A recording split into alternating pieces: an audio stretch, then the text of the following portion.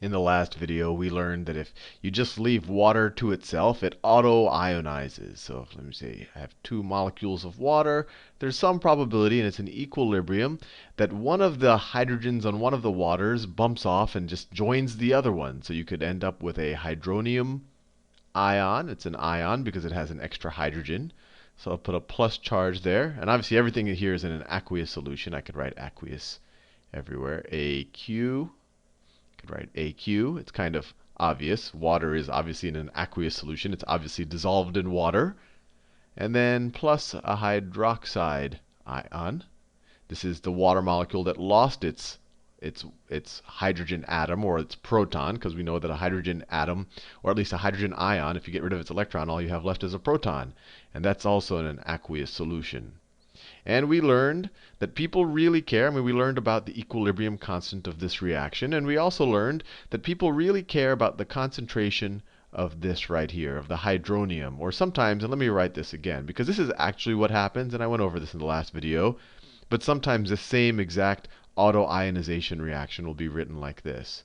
H2O dissociating in itself, really, into a hydrogen ion in an aqueous solution, plus a hydroxide anion in an aqueous solution, or a negative ion. These are the same thing, and I write this way because this is actually the state that happens, that you don't actually have these protons just independently. They actually do join onto another water molecule and form a hydronium ion. But these are the same exact concept. But we learned in the last video that people really care about the concentration of, you could pick one of these two. They normally write this one right here. So people really care about the concentration of hydrogen, of your hydrogen ions. And we learned in the last video that just pure water at 25 degrees Celsius, which is room temperature. So let me write that. At 25 degrees Celsius, the concentration of your hydrogen protons, because that's really what they are, or hydrogen ions, is 10 to the minus 7 molar. And then we even said, hey, people don't like to, chemists for whatever reason don't like dealing with negative exponents. So they defined the pH is equal to the minus log base 10 of your hydrogen concentration. And of course, that's equal to minus log base 10 of 10 to the minus 7 for pure water at 25 degrees, which is equal to 7. Fair enough. And you could probably imagine if people took the trouble of constructing this pH thing and saying it's a negative log, they must really care about what the hydrogen concentration of water is. And it does matter in a whole bunch of, especially actually biological systems. All the time people worry about the pH of this or that. And obviously I talked in the last video about pH balanced cosmetics. They're essentially, all sorts of bad things might happen to your skin if the pH of the cosmetic is different than your skin. I don't know if that's a fact, but I guess that's the theory behind it. So there's obviously things in the world that change the hydrogen concentration, that change this concentration. So when we learned about Le Chatelier's principle, we said, hey, if we add more hydrogen on this side, the equilibrium will change and this concentration will go up. And so we would have more hydrogen concentration. I guess on the other side, you could add more hydroxide, and then you would have more OH concentration, maybe a little less hydrogen concentration. So if you care about things that are going to do that to this reaction, you probably want to have a name for them. And the name for them is acids and bases. And I'm sure you've heard both of these words before. So acids, let me write them both down. Acids, acid, and base. Now, just to overcomplicate your life a little bit more, there are actually multiple definitions of an acid and multiple definitions of a base, and they kind of become more and more broad in what they imply. The definition that you're probably going to use the most, or it's the definition that I always use in my head whenever someone says an acid, is it increases hydrogen concentration when you place it in water, in water. And a base is something that increases your hydroxide concentration in water. This is the definition that you're probably going to see in 90%, especially in a first-year chemistry class. And this is called the Arrhenius acid or base. Let me hope I get his spelling right. You should never take any of my spelling words at face value. You should look them up because I'm clearly not a master speller. Arrhenius. Arrhenius with an H. These are Arrhenius acid, Arrhenius base. So for example, let me give you an example. If I were to take some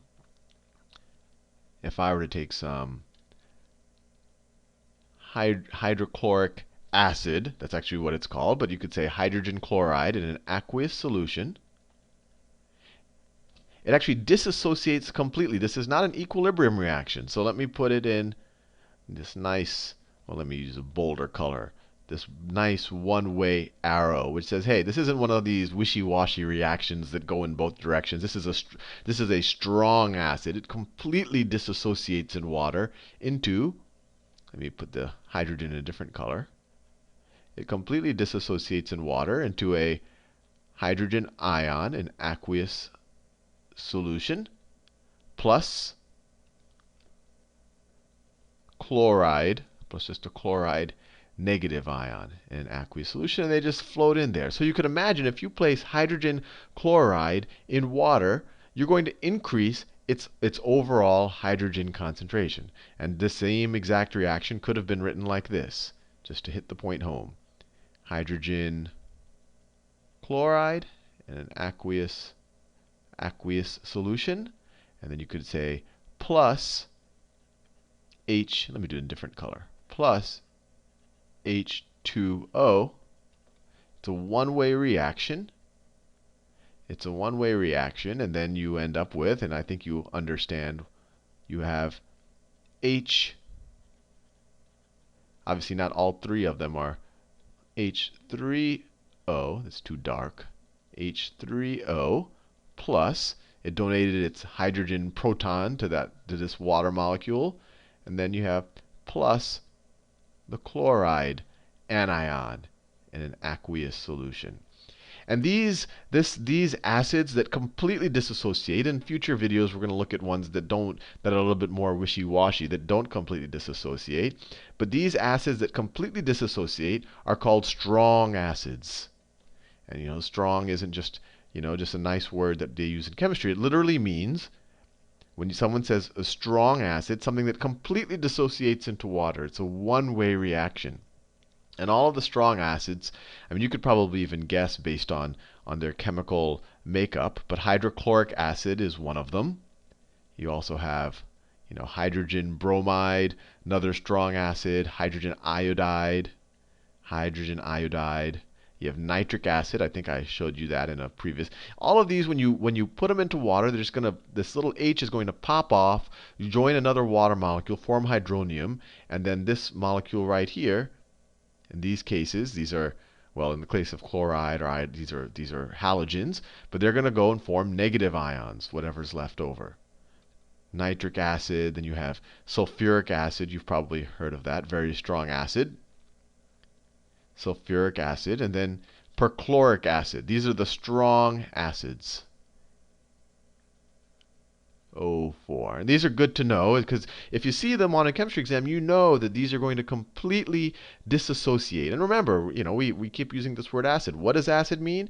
It means that these are strong acids. These completely disassociate. And if you like Arrhenius's definition of what an acid is, they increase your hydrogen concentration, because obviously when you throw this in some water, all of these new hydronium ions are going to be formed, and they're going to overall increase your concentration of them, and that's why they're called an acid. And now, if you went on the strong base side, by Arrhenius's definition, right? By Arrhenius's definition, a base is something that creates hydroxide ions or anions in water. So pretty much anything, if you look at the periodic table, anything here, any of your group 1 elements, and group 1 elements, your alkali earth metals, that's bonded with hydroxide. If you put them in water, the hydroxide pops off. So let me just ask you with lithium or sodium. So for example, these are strong bases. So if I take some if I take some lithium, let me do nice lithium hydroxide in an aqueous solution. This completely disassociates. Completely disassociates. No equilibrium here. This is a strong base. So what's it going to disassociate to? Well, the little hydroxide ion is going to pop off. That's going to be a minus. It's in water still.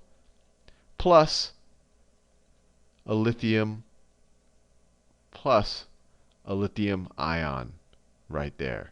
So this will always disassociate in water. The same thing as if you have sodium.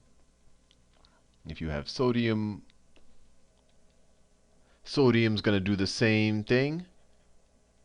Sodium hydroxide in aqueous solution, one-way reaction. You produce hydroxide and some sodium cations. And so you imagine when you put these in water, this concentration is going to go up. It's just like what we did in Le Chatelier's principle, where we said, oh, what if you add some of this or some of that to an equilibrium reaction? Well, how do you add it? Well, in this case, you can add a strong acid or a strong base. Now, everything I've done so far, this is the Arrhenius definition, where an acid increases your hydrogen concentration, a base increases your hydroxide concentration.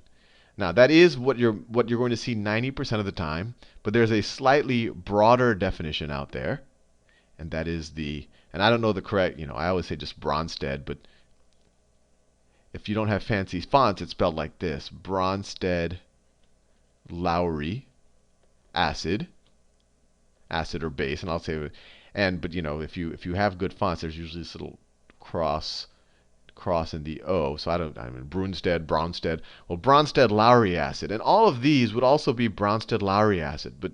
But the broadening of the definition is an acid is a proton donor, and a base is a proton acceptor. So let's look at this definition and in the context of everything we've just done so far. So if you live by the Bronsted-Lowry definition, what is a proton donor here? Well, this hydrochloric acid, let me look at this reaction right here. This hydrochloric acid is donating a proton to this water molecule, right? The proton, a hydrogen atom is just a proton. That's an important thing to remember, because it has a hydrogen ion. Because if you get rid of its electron, it has no neutron. It's just a proton sitting in space. So this hydrochloric acid is donating a proton to this water molecule to make a hydronium molecule, and it gave it away. So this is a Bronsted-Lowry acid as well, just as it was an Arrhenius acid. Let's see the Bronsted-Lowry version of a base. Okay, a base is someone who proton acceptor. So this guy, he had this nice little relationship with this hydroxide ion. The hydroxide ion got disassociated, so you can and it becomes a little bit fungible right here. You can kind of say, hey, this guy accepted this positive charge, or he was, it's a little bit wishy-washy here, because this isn't, it's not like someone gave it a proton. You can kind of think it as he actually gave away electrons, but if you just look at the final product, okay, he's got a positive charge when everything was done. So you say, okay, maybe that's a Bronsted-Lowry base. Now you're saying, okay, well, why did people even make the trouble of defining a Bronsted-Lowry base when all of the Arrhenius acids and bases could also be Bronsted-Lowry? And well, that's because Arrhenius you're always dealing with water. Everything's in an aqueous solution. But I drew an example here of a Bronsted-Lowry base. It doesn't have to be in an aqueous solution. So if you have acetic acid right here, that's what's in vinegar, plus ammonia, there doesn't have to be an aqueous solution. What happens? This hydrogen gets donated to the ammonia ion to make ammonium. So this becomes positive, becomes negative. It donated this proton, right? And Arrhenius has nothing to say for this. Because everything he deals with is hydronium and water, but the Bronsted-Lowry definition works in this situation. Now, the last or the broadest definition, although, there are all these definitions, but you're going to be 90% of the time good if you just know the Arrhenius definition and just know that Bronsted-Lowry and what I'm about to say right now also exists, and that's Lewis acid and bases. Lewis acid and bases. The acid, now Lewis cares about electrons. Bronsted-Lowry cared about protons. So Lewis, instead of saying an acid is a proton donor, a Lewis acid says it's an electron acceptor. Electron acceptor. And a base is an electron donor.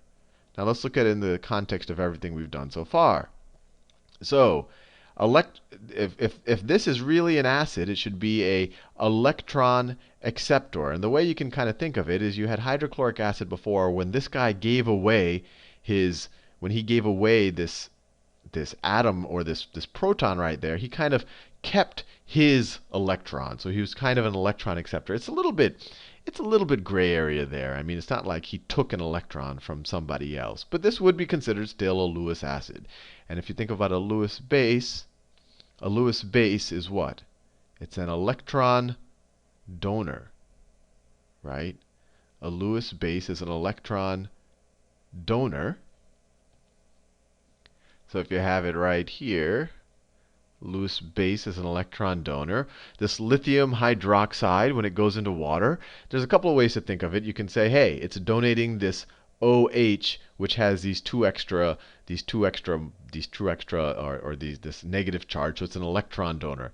I don't like it's kind of squishy that way, so I'm not a big fan of that definition. And in my mind, Arrhenius makes the most sense, and it's kind of the purest thing. Are you creating hydronium or not, or are you creating hydroxide or not? But just to show that the Lewis acid-base definition is the broadest definition. Here's a case of a Lewis acid-base reaction that would not be considered either a Bronsted-Lowry or an Arrhenius base, because this doesn't have to happen in water. And what you have here is boron trifluoride with a fluoride anion. It has a negative charge. It has this little extra electron here. In this situation, this fluoride right here, or this fluorine anion, can donate these 2 electrons. So we could, let's say that this one right here is this one right here. And what it does is it donates these 2 electrons to this boron complex right here. And so if it's the electron donor, what is it? The fluoride is the base. So this is the Lewis base. And then the electron acceptor is a Lewis acid. So this right here is the Lewis acid. Lewis acid. It's good to know that these definitions exist, and especially if you don't get confused in the future. But for a first-year chemistry class, if you know the Arrhenius definition really well, that's the one you'll do very, very well. And frankly, in my mind, that's the easiest one to contemplate, and that's the one that's going to matter in most of the reactions where you deal with the changes in pH to water, because that's what all the acids and bases do, especially in the Arrhenius case. Anyway, see you in the next video, and we'll actually do some math figuring out the changes in pH due to some acid.